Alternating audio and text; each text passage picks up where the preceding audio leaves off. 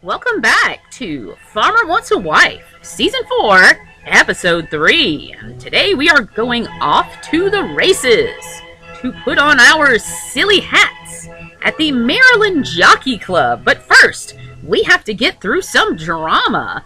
So, at the end of the last episode, we saw Lauren's fate hanging by a literal and proverbial string as Brayden took her aside to talk to her, calling her loyalty into question, a seed that was planted by this little minx here, 2025 Miss Texas, Carson.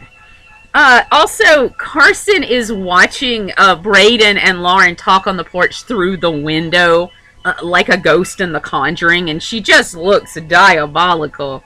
So, Brayden gives Lauren the boot. As he's talking to her, you can see the lights of the black SUV driving up the street. I'm like, yeah, he knew what he was about to do.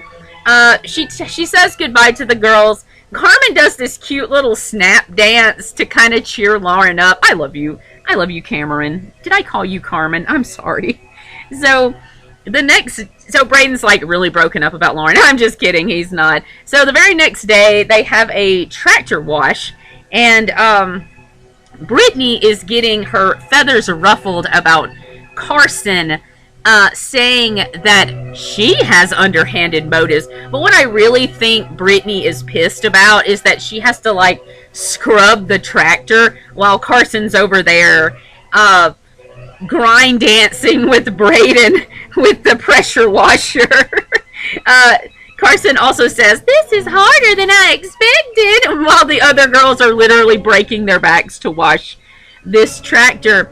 But Brayden isn't the only one showing preferential treatment among his wives. There's also Sean, who's making Macy and Olivia, aka Zipline Girl, clean up his alpaca shit while the other women watch.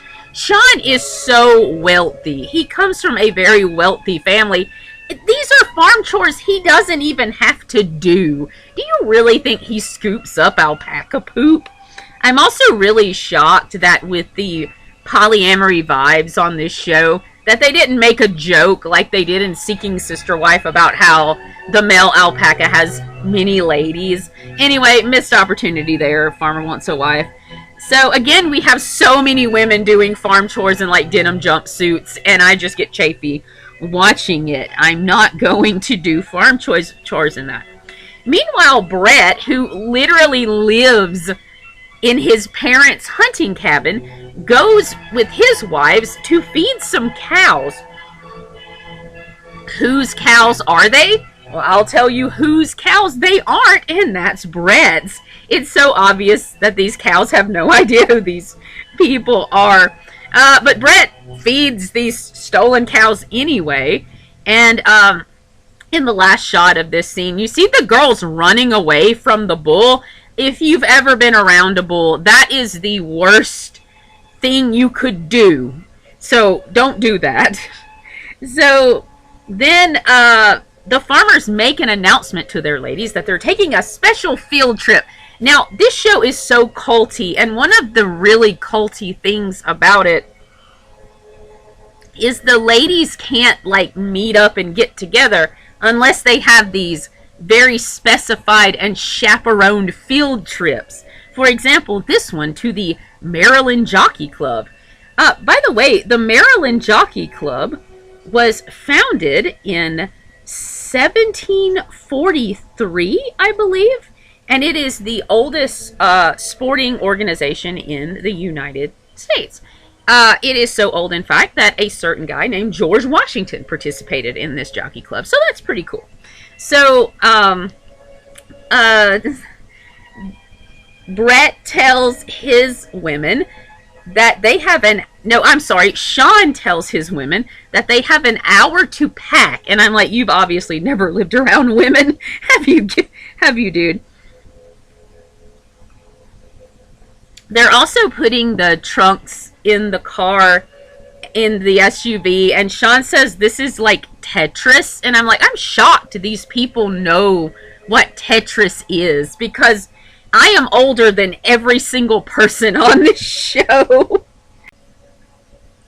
Other fun facts about the Maryland Jockey Club. It is the host of the Preakness Stakes, which is the second leg, haha, pun intended, of the Triple Crown horse races. The first being the Kentucky Derby. This is a very timely episode because I am getting joy from the win of the best horse ever, Golden Tempo, who was the first horse to win the Kentucky Derby, who has a lady trainer named Sherry DeVoe and a Puerto Rican jockey named Jose Ortez. So congrats, guys. Best of luck in the Preakness. We love y'all. This story is giving me such joy right now in this dark world. But right now, we are not going to find joy. We are going to find darkness, bedevilment, and drama at the Maryland Jockey Club as we follow the farmers and their wives. I think now is a good time to do the Farmer Wants a Wife Style Icon Award. So today, of course, we have a sea of silly racehorse hats. And, but I gotta say, of course, Kimberly Williams Paisley looks great in everything. Her wine red dress and racehorse hat, adorable. We also have Brittany, who looks like she's going to a funeral. Props to her. And then, but the winner of this episode's Farmer Wants a Wife Style Icon Award, let's have a drum roll, please. It is Olivia with her Jackie Onassis Kennedy powder pink suit. Girl, take a seat. This is beautiful. Okay? So then all the farmers get together, and every time they get together, they have to put on their cult-issued cowboy hats, and they always drink, like, long-neck beers. You see the girls, like, drinking, like, tropical drinks or, like, spiked sweet teas or, like, white wine, but the men always have to drink the long-neck beers, and I'm like, how tired are they of drinking that warm horse piss? I can only imagine. So then, the farmers all clink their beers together, and they're like, cheers to breaking promises, because Kimberly Williams Paisley is about to bring on 3 new girls, which is the caveat of this episode. It's not enough that Farmer Wants a Wife has to have like a loophole in the series. It has to have like a loophole every episode. So they are introduced to 3 new young ladies. Sean is introduced to Rihanna. He licks his lips and says Rihanna in a very creepy way when she's introduced. We have Sophia in this killer dress. She's also a runner-up in this episode's Style Icon Awards. She is assigned to Brett. And finally, we have Skylar and Braden. And Skylar's name is spelled S-C-H-L-Y-E-R in a way that's going to be a witch to remember. So the farmers get to know their new ladies, and Skylar seduces Braden in the exact same way that Carson seduced him, but Skylar gives him tulip bulbs and says, we will plant these on your farm, and when they bloom, I will be there to see them bloom with you. Sound familiar? Like how Carson used the Conjuring Ed Warren grade Instamatic camera on Braden? How does it feel, Carson, to have the horseshoe on the other hoof? But this isn't Carson's only problem. New competition. The girls, led by Brittany, are staging a coup against her. And throughout this episode, Carson's facial expressions are ace. Like, she reminds me so much of either a chimpanzee who is smiling in a way that means it's gonna rip your face off on the movie Nope, or like the lady from Avatar: The Last Airbender who kept saying, there is no war in Bossing. Say, there is no war on Braden's farm. Braden, or as I like to call him, Dumby Braden, takes Carson aside and asks her what's going on with her and the girls. Carson responds to Braden in the most hilarious way. He says, do I get the idea that you and the girls are getting along? Is that the right idea or the wrong idea? And instead of saying yes, no, or explaining herself, Carson says, it is the idea that you should have. So then she says, whatever's going on between me and the other wives is not for you to know. And I'm like, why would it not be for him to know? He's literally the farmer getting the wife on the show from this pool of women. And then Carson makes herself the victim, or as I like to call it, the Leo victim complex, where she's like, in the pageant world, I had everything against me. She keeps alluding to this tea that went down when she was in the pageant world, and I'm like, well, give us the tea, Carson. I have to know. These new women were chosen by the families of the farmers, or so Kimberly Williams Paisley says, but we never get evidence of that. She could just be lying plain-faced to these farmers, and these are just some random women. So Skylar is a flower farmer, and correct me if I'm wrong, she's the only lady farmer we've had on this show. Not just in this season, but in this show. And it's kind of icky, like it still has to feminize that about her, like she is a flower farmer. But it is interesting that she is another farmer and they have that connection. And then Braden says to her, I've got plenty of room for you. And boy, you were just bitching about how you don't have room for 5 women. So,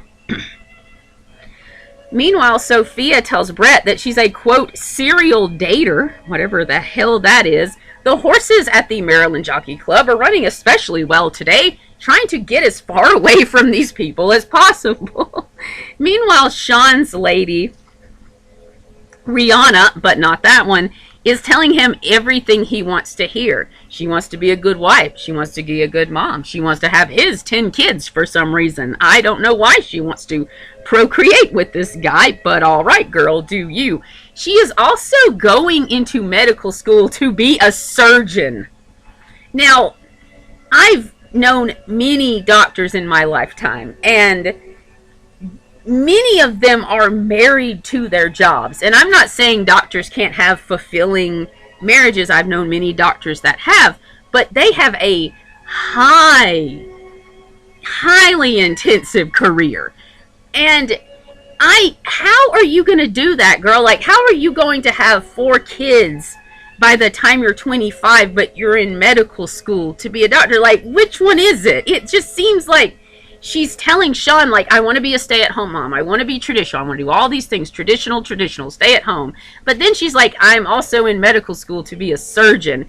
And he does not see the disparity because all of these farmers are dumber than a bag of bricks. So the farmers go back and they all get together. And they're such gossipy little birds. They're so duplicitous. They keep talking trash behind the women's back.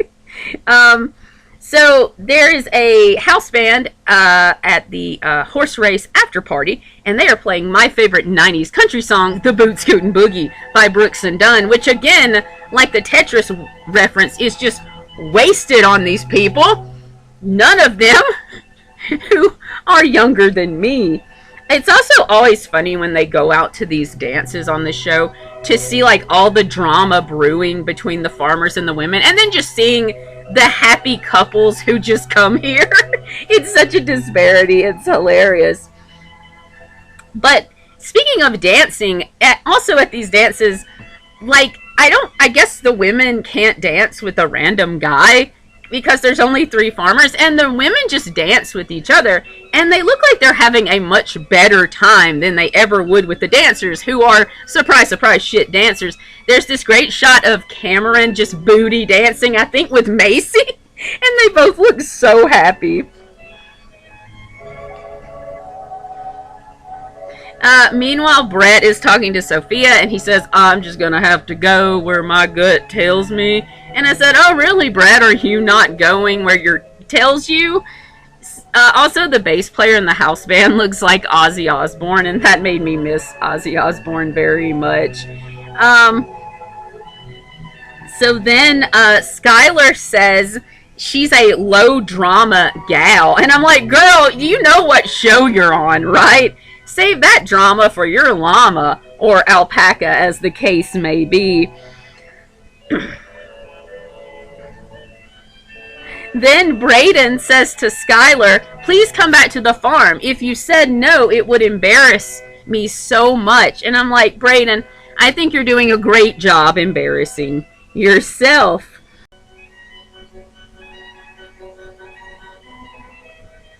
So Brett is trying to soften the landing for his ladies when telling them that Sophia is coming back to the farm.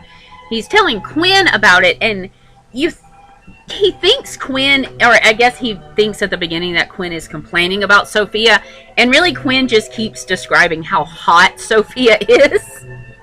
So Quinn's like, she's so cool, and Brett's like, you got nothing to worry about, baby. And she's like, but she looks so gorgeous. She has an hourglass figure. He's like, well.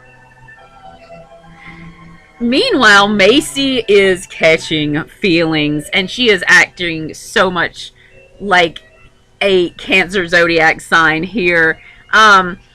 She is like, she's watching Sean interact with Rihanna, and she's giving If Looks Could Kill. I'm here to tell you. So then Sean assures his ladies that they have not a thing to worry about. He is a man of his word. He's not like those other farmers, and he's not taking Rihanna back to the farm, not when he promised his 5 ladies a good place.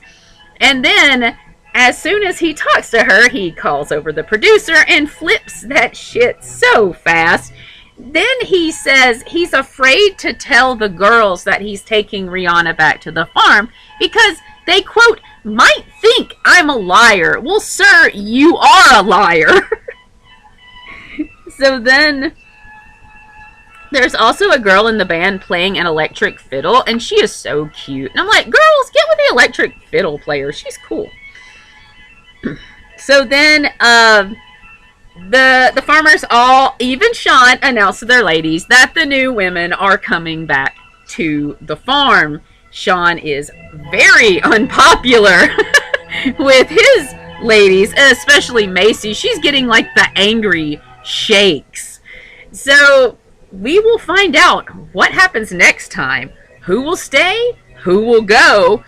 Will there be a murder-suicide on episode 4 of Farmer Wants a Wife?